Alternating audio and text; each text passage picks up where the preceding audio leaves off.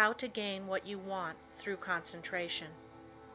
The ignorant person may say, "How can you get anything merely by wanting it?" I say that through concentration you can get anything you want. Every desire can be gratified, but whether it is will depend upon you concentrating to have that desire fulfilled. Merely wishing for something will not bring it. Wishing you had something shows a weakness and not a belief that you will really get it. So never merely wish, as we are not living in a fairy age. You use up just as much brain force in vain imaginings as you do when you think of something worthwhile. Be careful of your desires. Make a mental picture of what you want and set your will to this until it materializes. Never allow yourself to drift without helm or rudder. Know what you want to do and strive with all your might to do it, and you will succeed. Feel that you can accomplish anything you undertake. Many undertake to do things, but feel when they start they are going to fail, and they usually do. I will give an illustration. A man goes to a store for an article. The clerk says, "I'm sorry, we do not have it." But the man that is determined to get that thing inquires if he does not know where he can get it. Again receiving an unsatisfactory answer, the determined buyer consults the manager, and finally he finds where the article can be bought. That is the whole secret of concentrating on getting what you want. And remember, your soul is a center of all power, and you can accomplish what you will to. "I'll find a way or make one" is the spirit that wins. I know a man that is now head of a large bank. He started there as a messenger boy. His father had a button made for him with a P on it and put it on his coat. He said, "Son, that P is a reminder that someday you are to be the president of your bank. I want you to keep this thought in your mind. Every day do something that will put you nearer your goal." Each night after supper he would say, "Son, what did you do today?" In this way the thought was always kept in mind. He concentrated on becoming president of that bank, and he did.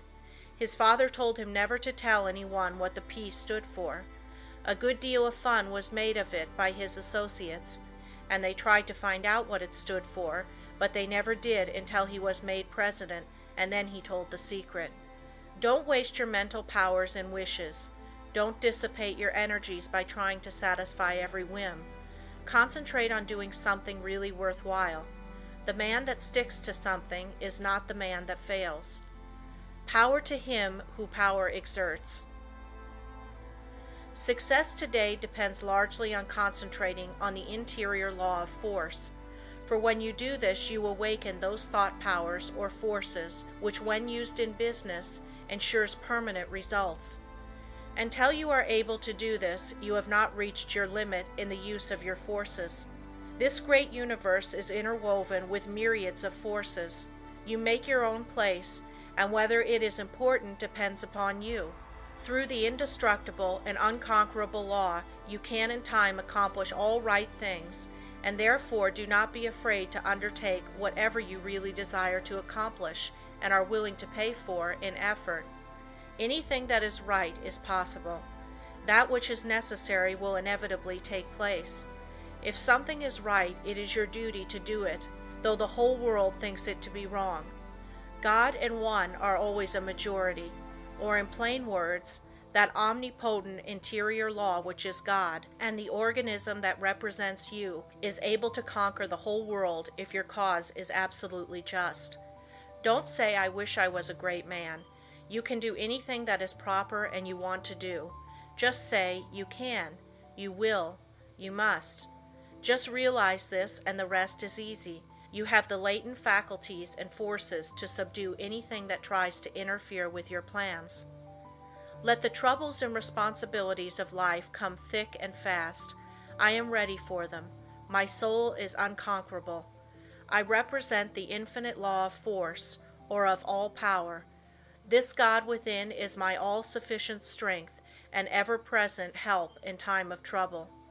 The more difficulties, the greater its triumphs through me. The harder my trials, the faster I go in the development of my inherent strength. Let all else fail me. This interior reliance is all sufficient. The right must prevail. I demand wisdom and power to know and follow the right. My higher self is all wise. I now draw nearer to it. Concentration, the silent force that produces results in all business. I want you first to realize how powerful thought is. A thought of fear has turned a person's hair gray in a night. A prisoner condemned to die was told that if he would consent to an experiment and live through it, he would be freed. He consented. They wanted to see how much blood a person could lose and still live. They arranged that blood would apparently drop from a cut made in his leg. The cut made was very slight, from which practically no blood escaped. The room was darkened, and the prisoner thought the dropping he heard was really coming from his leg. The next morning he was dead through mental fear. The two above illustrations will give you a little idea of the power of thought. To thoroughly realize the power of thought is worth a great deal to you. Through concentrated thought power you can make yourself whatever you please. By thought you can greatly increase your efficiency and strength. You are surrounded by all kinds of thoughts, some good, others bad, and you are sure to absorb some of the latter if you do not build up a positive mental attitude. If you will study the needless moods of anxiety, worry, despondency, discouragement, and others that are the result of uncontrolled thoughts, you will realize how important the control of your thoughts are. Your thoughts make you what you are. When I walk along the street and study the different people's faces, I can tell how they spent their lives. It all shows in their faces, just like a mirror reflects their physical countenances. In looking in those faces, I cannot help thinking how most of the people you see have wasted their lives. The understanding of the power of thought will awaken possibilities within you that you never dreamed of. Never forget that your thoughts are making your environment, your friends, and as your thoughts change, these will also. Is this not a practical lesson to learn? Good thoughts are constructive, evil thoughts are destructive. The desire to do right carries with it a great power.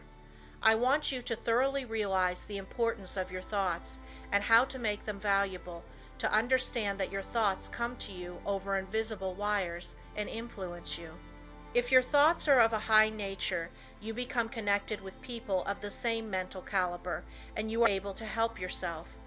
If your thoughts are tricky, you will bring tricky people to deal with you, who will try to cheat you. If your thoughts are right kind, you will inspire confidence in those with whom you are dealing. As you gain the goodwill of others, your confidence and strength will increase. You will soon learn the wonderful value of your thoughts and how serene you can become even when circumstances are the most trying. Such thoughts of right and goodwill bring you into harmony with people that amount to something in the world and that are able to give you help if you should need it, as nearly everyone does at times. You can now see why it is so important to concentrate your thoughts in the proper channels. It is very necessary that people should have confidence in you. When two people meet, they have not the time to look each other up. They accept each other according to instinct, which can usually be relied on. You meet a person and his attitude creates a suspicion in you. The chances are you cannot tell why, but something tells you, have no dealings with him, for if you do, you will be sorry. Thoughts produce actions. Therefore, be careful of your thoughts. Your life will be molded by the thoughts you have. A spiritual power is always available to your thought, and when you are worthy, you can attract all the good things without a great effort on your part. The sun's rays shine down on our gardens, but we can plant trees that will interfere with the sunlight. There are invisible forces ready to help you if you do not think and act to intercept these. These forces work silently. You reap what you sow. You have concentrated within powers that, if developed, will bring you happiness greater than you can even imagine. Most people go rushing through life, literally driving away the very things they seek. By concentration, you can revolutionize your life, accomplish infinitely more, and without a great effort. Look within yourself and you will find the greatest machine ever made. How to speak wisely. In order to speak wisely you must secure at least a partial concentration of the faculties and forces upon the subject at hand. Speech interferes with the focusing powers of the mind, as it withdraws the attention to the external and therefore is hardly to be compared with the deep silence of the subconscious mind, where deep thoughts and the silent forces of high potency are evolved. It is necessary to be silent before you can speak wisely. The person that is really alert and well poised and able to speak wisely under trying circumstances is the person that has practiced in the silence. Most people do not know what the silence is, and think it is easy to go into the silence, but this is not so. In the real silence we become attached to that interior law and the forces become silent, because they are in a state of high potency, or beyond the vibratory sounds to which our external ears are attuned.